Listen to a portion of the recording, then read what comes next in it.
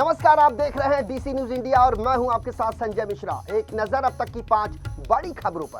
उत्तर प्रदेश के प्रयागराज में महाकुंभ की तैयारियां की जा रही हैं, तो वहीं सड़कों से लेकर तमाम आधारभूत सुविधाओं पर काम किया जा रहा है। एक आंकड़े के अनुसार इस बार महाकुंभ मेले में तकरीबन 40 करोड़ लोगों के आने की संभावना है। ऐसे में एनजीटी यानी राष्ट्रीय हरित प्राधिकरण की तरफ से तीर्थयात्रियों के स्वास्थ्य को लेकर चिंता जाहिर की गई है। दरअसल महाकुंभ का आयोजन गंगा नदी के किनारे विशाल स्तर पर किया जा रहा है, जहां स्नान करना श्रद्धालु जरूरी समझते हैं। एनजीटी की तरफ से गंगा नदी में जाने वाले सीवेज के पानी को लेकर कहा गया है कि अगर इसके बहाव को नदी में आने से नहीं रोका गया तो महाकुंभ मेले में आने वाले यात्रियों के स्वास्थ्य पर इसका बुरा असर पड़ सकता है। प्रयागराज में यह कुंभ मेला 40 दिनों तक रहेगा। इस मेले में लाखों की संख्या में विदेशों से भी श्रद्धालु आ सकते हैं। मकर संक्रांति यानी खिचड़ी के पर्व से यहाँ स्नान शुरू होगा और आखिरी स्नान महाशिवरात्रि के दिन यानी 26 फरवरी को होगा। ऐसे में एनजीटी का कहना है कि स्नान पर्व और बाकी के दिनों में यहाँ नहाने वाले श्रद्धालु गंदे पानी से प्रभावित हो सकते हैं।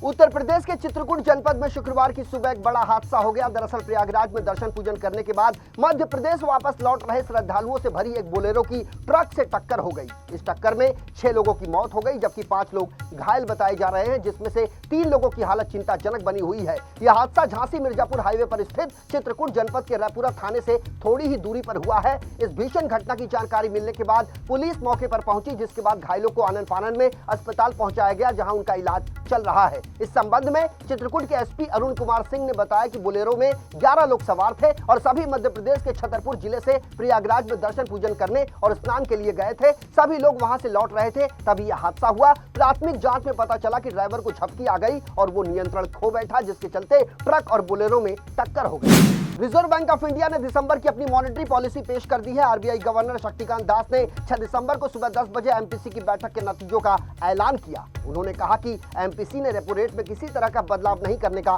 फैसला किया है। यह फिलहाल 6.5% पर बना रहेगा और इसको देखते हुए आरबीआई दिसंबर की मॉनेटरी पॉलिसी में इंटरेस्ट रेट अब नहीं घटाएगी। बताया जा रहा है कि एमपीसी की बैठक 4 दिसंबर को शुरू हुई थी, जो 6 दिसंबर को खत्म हुई। इसके बाद आरबीआई गवर्नर शक्तिकांत दास ने उनके नतीजों का ऐलान किया। उन्होंने कहा कि प्राइस स्टेबिलिटी सबसे ज्यादा जरूरी होता है, इसके साथ ही ग्रोथ भी बेहद जरूरी है। जीडीपी ग्रोथ की अनदेखी नहीं की जा सकती। इसके साथ ही आरबीआई गवर्नर ने कहा कि एमपीसी का काम दोनों का ध्यान रखना होता है। दुनिया भर के केंद्रीय बैंकों के सामने ग्रोथ बढ़ाने के साथ साथ प्राइस को कंट्रोल रखने का भी पहले से ही चैलेंज रहा है। फिलहाल होम लोन की ईएमआई में किसी तरह का बदलाव नहीं किया जाएगा। असम में हेमंता शर्मा की सरकार ने गोमांस की खपत पर प्रतिबंध लगाने का फैसला किया है। इसका असर दूसरे राज्यों पर भी दिखाई दे रहा है। अब ओडिशा की सरकार ने कहा कि वो भी अपने प्रदेशों में इस तरह का कानून लागू करने पर विचार कर रही है। ओडिशा के पशुपालन मंत्री गोकुलानंद मलिक ने कहा कि राज्य सरकार गायों के संरक्षण के लिए काम कर रही है। उन्होंने कहा कि अगर हमें गोमांस से संबंधित किसी भी घटना के बारे में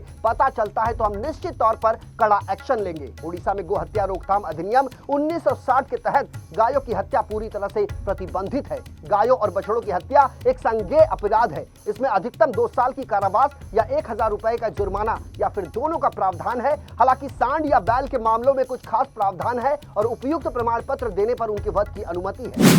अमेरिका के कैलिफोर्निया में 6 दिसंबर को भूकंप के तेज झटके महसूस किए गए। यूएस जियोलॉजिकल सर्वे यानी यूएसजीएस के अनुसार कैलिफोर्निया के कैप मैंडोकिनो के तट पर 7.0 मैग्नीट्यूड तीव्रता का शक्तिशाली भूकंप आया। इसका केंद्र फर्नडेल से तकरीबन 100 किलोमीटर दक्षिण पश्चिम में स्थित था। दिल दहला देने वाला यह भूकंप भारतीय समय के अनुसार 5 दिसंबर की देर रात तकरीबन 12:24 पर उत्तरी कैलिफोर्निया के तट के पास आया। इसके बाद सुनामी की चेतावनी जारी कर दी गई, जिसे बाद में वापस ले लिया गया। नेशनल सेंटर फॉर सिस्मोलॉजी ने एक्स पर एक पोस्ट शेयर करते हुए लिखा कि भूकंप की तीव्रता 7.0 मैग्नीट्यूड थी। भूकंप का केंद्र जमीन से तकरीबन 10 किलोमीटर नीचे था। भूकंप का केंद्र समुद्र तट के पास था और तीव्रता भी काफी ज्यादा थी।